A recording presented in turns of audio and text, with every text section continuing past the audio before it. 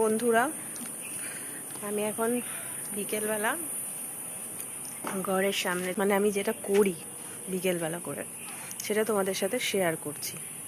যেমন ধরো, কুটকাচালি না করে, কারুর চরকায় তেল না দিয়ে নিজের মতো গাছকে ভালোবাসি। চলো দেখাই। এই একটা গাছ, এটা লেমন গ্রাস। এখানে একটা আনারস গাছ হয়েছে। এখানে আমার একটা হয়েছে অপরাজিতা গাছ। এখানে একটা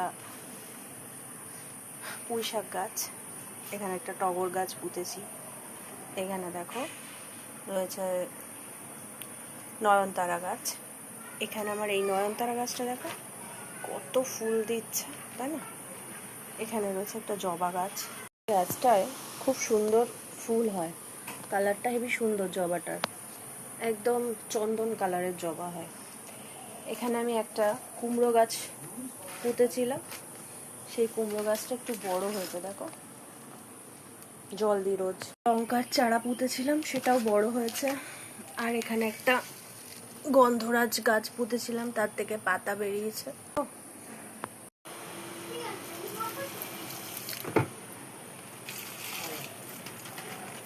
এই গাছগুলোকে একটু পারলে স্নানও করিয়ে দিই।